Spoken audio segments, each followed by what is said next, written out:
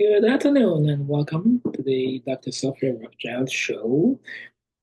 I'm going to have a PhD in experimental physics, but I also have a doctor of science in history, economics, politics, and theology. And once again, welcome. Today I want to talk about race. Well, first of all, some people say, well, race is a social construct, and that can be right to an extent, but also we must acknowledge that a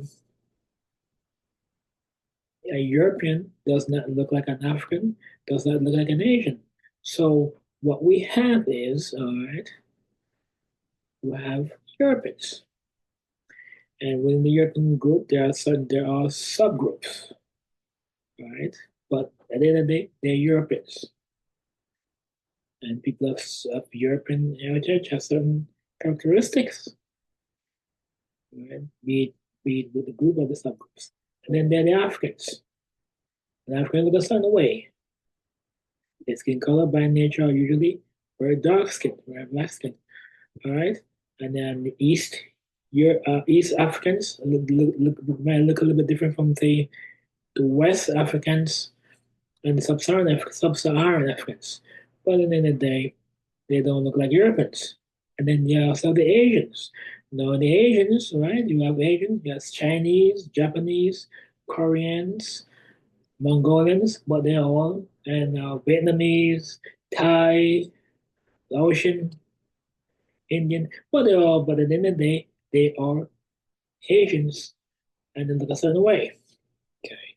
So I think, to be honest, there are differences between European, i.e., white people, and say African, let's say, i.e., black people, and there are, and say, Asian people.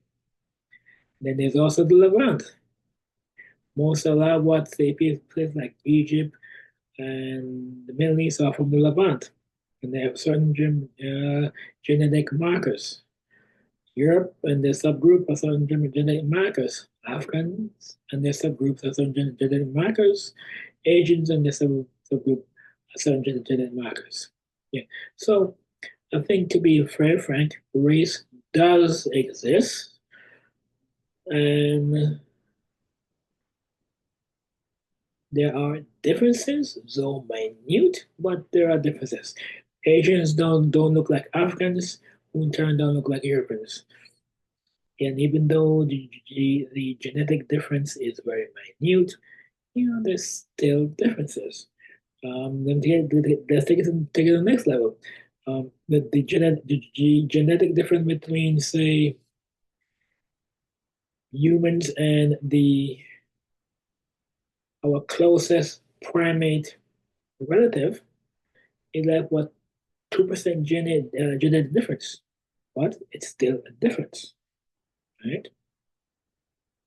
So, so once again, um, the the if you look at, say, a the genetic difference between, say, humans and our closest primate relative is about 2%. Okay, and so there are differences, so minute, between, say, the Europeans, the Africans, the Asians. The genetic differences are very, very minute, but there are still some differences. We don't look Asians don't look like Europeans, don't look like Africans. They just look different things. And then there's also, the Pacific Islanders. There's also way too.